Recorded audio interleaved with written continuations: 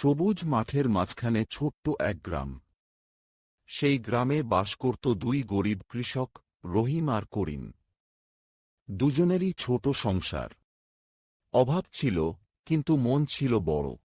রহিম: করিম ভাই, এবছর বৃষ্টি কম, ফসল হবে তো? করিম: ওপর বালার ভরসা রাখ ভাই, পরিশ্রম করলে কিছু না কিছু হবেই।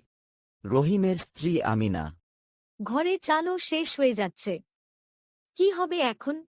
রহিম: চিন্তা করো না, আমি মাঠে আরও কাজ করব।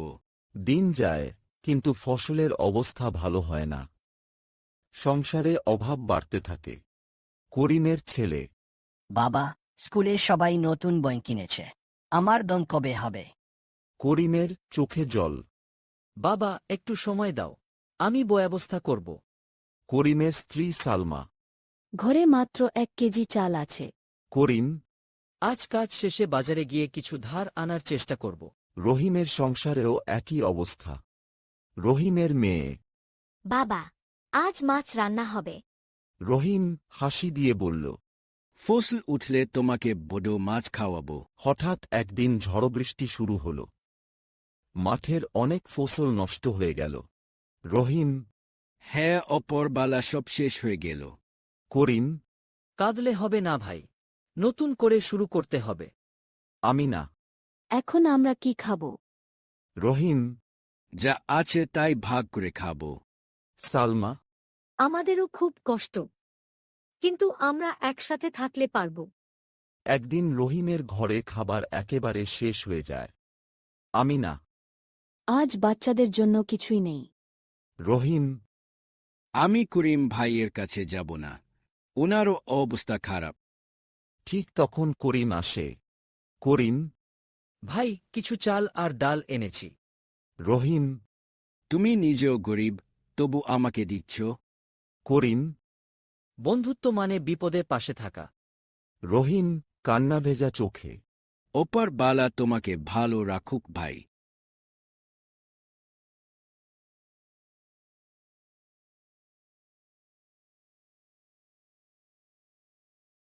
কয়েক মাস পরে ভালো বৃষ্টি হল।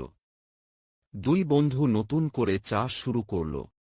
করিম: দেখো ভাই, জমিতে আবার সবুজ ধান উঠছে। রহিম: হ্যাঁ, আমাদের পরিশ্রম বৃথা যায়নি। আমিনা: আজ অনেক দিন পরে ঘরে হাসি ফিরেছে।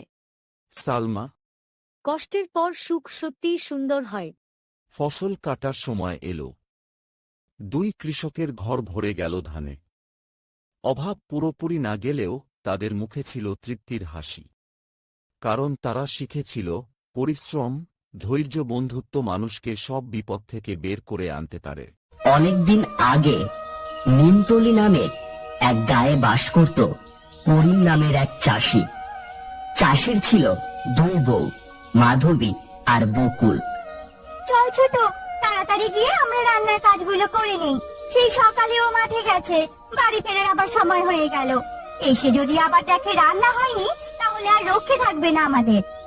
হ্যাঁ বুবু, সে তো ঠিকই কথা বলেছ।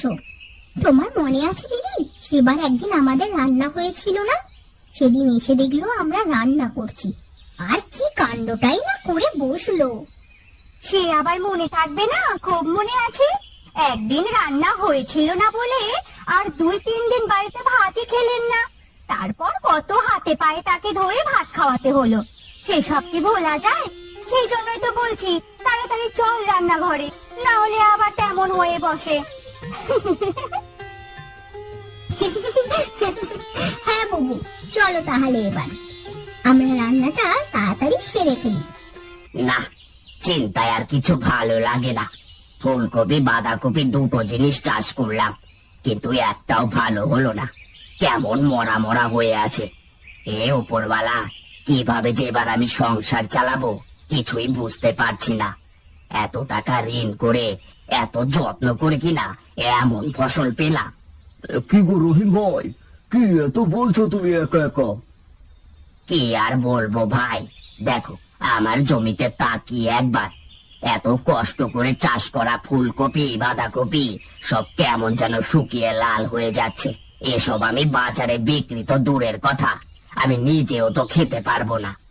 আর এবার চাষ করতে গিয়ে তো অনেক টাকা ঋণও নিয়েছি, সেগুলোই বা পরিশোধ করব কি করে? আরে ভাই, তুমি শুধু এত চিন্তা করছো। এত চিন্তা না করে এখনো তো অনেক সময় আছে এগুলো বড় হওয়ার। ততদিন না হয় এগুলোর আরো বেশি বেশি যত্ন নাও, তাতে তো ঠিকও হয়ে যেতে পারে। অত তো আর যত্ন করিনি ভাই, রাত দিন এই জমির পেছনে পড়ে আছি। তুমি বলো, আমার মতো আর কজন এভাবে জমির যত্ন করে? সে তো ঠিক আছে ভাই, তবু আরো একটু ভালো করে যত্ন করো। তাছাড়া তো এখন আর কিছু করারও নেই। উপরওয়ালা সহায় থাকলে তোমার ভাগ্য বদলেও যেতে পারে। এটা তুমি ঠিকই বলছো। ঠিক আছে, তাই করব এখন থেকে। আগের চেয়েও আরো বেশি বেশি যত্ন নেব। এবার তাহলে আসি ভাই, সেই সকালে এসেছি, বড্ড খিদে লেগেছে। কটা খেয়ে না হয় আবার বিকেলে একবার আসবো। হ্যাঁ, তাই করো। আমিও আসি গো করিম ভাই। বলে রহিম তার বাড়ির দিকে হাঁটা দেয়। বুবু দেখো, এই আলুগুলোতে কেমন গাছ গজিয়ে গেছে। এই যা, এই আলুগুলো তো বেশ কিছুদিন আগে বাজার থেকে আনা হয়েছিল। এটা ওটা রান্না করতে করতে ও আলু আর রান্না করা হয়নি। এদিকে যে আবার আলুর গাছ গজিয়ে গেছে, তাও খেয়াল করিনি। আমারও একবার চোখে পড়েনি। এবার কি করব বলো তো বুবু? কি আর করবি, ও আলু আর খাওয়া যাবে না, ফেলে দিতে হবে। মা গো, কেউ আছো? ও মা গো, কেউ কি আছো? এই সময় তো কারোর আসার কথা না। দেখ তো ছোট, এই সময় আবার কে ডাকছে? ঠিক আছে, আমি দেখছি। কেউ আছো গো মা? এই বুড়িকে একটু সাহায্য করো গো মা। ওই মাঠের ওপারে আমার ঘর, আমার কেউ নেই গো মা। আমার বড্ড ক্ষুধা পেয়েছে মা, আমাকে কটা খেতে দিবি মা? ওপরওয়ালা তোদের মঙ্গল করবে। ও, এই কথা। এসো গো বুড়িমা, আমাদের সাথে এসো। বসো এখানে। বুবু, এই বুড়িমার নাকি কেউ নেই। বেচারা কটা খাবার চাইছিল, তাই নিয়ে এলাম। তা বেশ করেছিস, এই তো রান্না হয়ে গেছে। এই বুড়িমাকে একটু খেতে দে, আমি এই ময়লা আর আলু কটা ফেলে দিয়ে আসি। দাঁড়াও মা, এই আলুগুলো কেন ফেলে দেবে? এই আলুগুলোতে গাছ গজিয়ে গেছে, আর গাছ গজানো আলু আবার আমরা খেতে পারি না, তাই ফেলে দিতে যাচ্ছি। ফেলে দিস না মা, তোরা দুজন মিলে এই আলুর গাছ লাগা। দেখবি এই আলু তোদের ভাগ্য বদলে দেবে। আমার কথা শোন মা, এই আলু তোরা ফেলে দিস না, গাছ লাগা। ঠিক আছে বুড়িমা, আমরা তাই করব। আপনি বলছেন, আমরা নিশ্চয়ই গাছ লাগাবো। এই নিন বুড়িমা, খেয়ে নিন।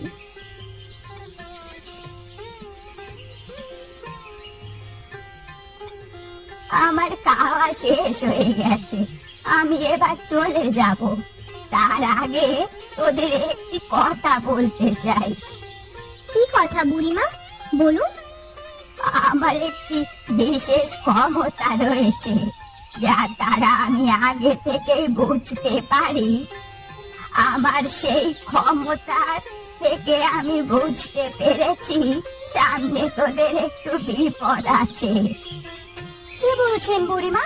তাহলে এবার আমরা কি করব? চিন্তা করিস না, তোরা শুধু ওই আলুর চাষ কর, তাতেই তোদের সব বিপদ কেটে যাবে। আমি এবার আসি। এরপর বুড়িমা চলে যায়।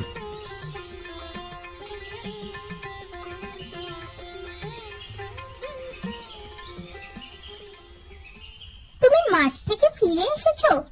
তা মুখ এমন শুকনো কেন? নিশ্চয়ই অনেক খিদা লেগেছে তোমার, তাই না?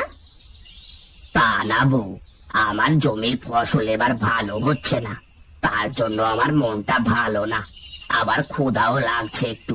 আমাকে ভাত দাও, খেয়ে আবার জমিতে যেতে হবে। সে কি কথা, আবার যাবেন? হ্যাঁ, কি আর করার, ফসল ভালো করতে এটুকু কষ্ট করতেই হবে। ভাত দাও এবার আমাকে।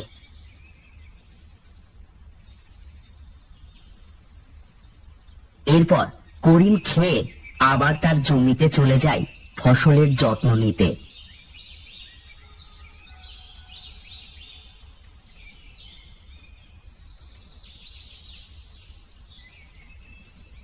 ও তো চলে গেছে। চল ছোট, আমরা গিয়ে ওই আলুর গাছগুলো বাড়ির সামনে জায়গাটুকুতে লাগিয়ে দেই। বুড়িমা বারবার করে বলে গেছেন, বলা তো যায় না কি থেকে কি হয়। হ্যাঁ বুবু, চলো তাহলে।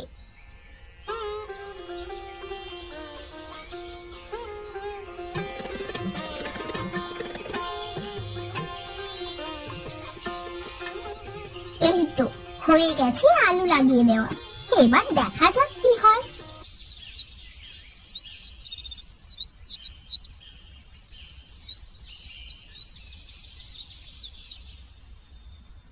হায় ওপরওয়ালা, এ কেমন ফসল দিলে আমায়!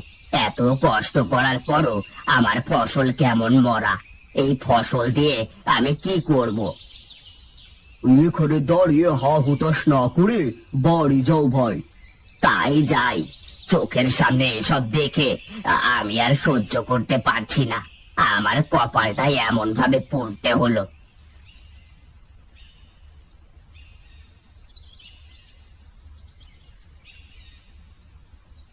কি গো, কখন বাড়ি এলে? আর ঘরে না গিয়ে এভাবে বারান্দায় বসে আছো কেন? কি করব বলো বউ, আমার ফসল ভালো হয়নি, ও নিয়ে বাজারে যাওয়া যাবে না। আমি কি করব তাই ভাবছি।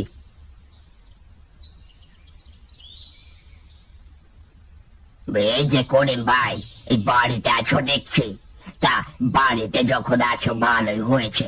এই তোমার কিন্তু আরো আগে আমার টাকা ফেরত দেওয়ার কথা ছিল, তুমি এখনো আমার টাকা ফেরত দাওনি। আবার টাকার কথা বলবো বলে আজকাল তুমি আর বাজারেও যাও না। এসবই বুঝি আমরা, বুঝলে? তেমন কিছু না ভাই, আসলে আমার জমির ফসল ভালো হয়নি, তাই এখনো বাজারে যাওয়া হয়নি। আমাকে ওসব বোঝাতে এসো না। তোমার কাছে কত টাকা পায় আমার হিসেব আছে। কালকের মধ্যে আমার সব টাকা না পেলে তোমার ঘর আমি নিয়ে যাব বলে দিলাম। আর আমার ক্ষমতা কেমন তা তুমি ভালোই জানো। আমি এবার আসছি।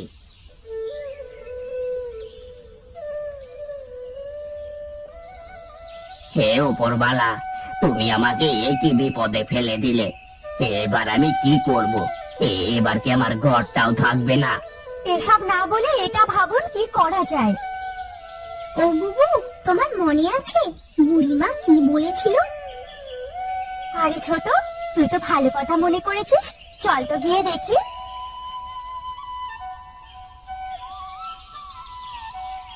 বুবু, বুবু গো দেখো, কত আলু ধরেছে গাছে। আরে সত্যি তো, সবগুলো গাছ, তার মানে অনেক আলু হবে।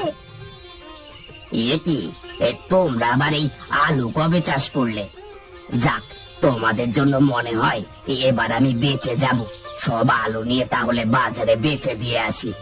হ্যাঁ তাই করো, আর ওই হারানকে তার টাকা দিয়ে এসো। এরপর করিম সব আলু বাজারে নিয়ে বিক্রি করে দিয়ে আসে। এই বউ শোনো, সব আলু বিক্রি করেছে, অনেক টাকা হয়েছে। হারুনের টাকাও দিয়েও ও অনেক টাকা বেঁচে আছে। এই দেখো। আর তোমরা এত কষ্ট করে চাষ করেছিলে, তাই তোমাদের দুজনের জন্য দুটো শাড়িও নিয়ে এসেছি। আরে বাহ, শাড়িগুলো তো খুব সুন্দর হয়েছে।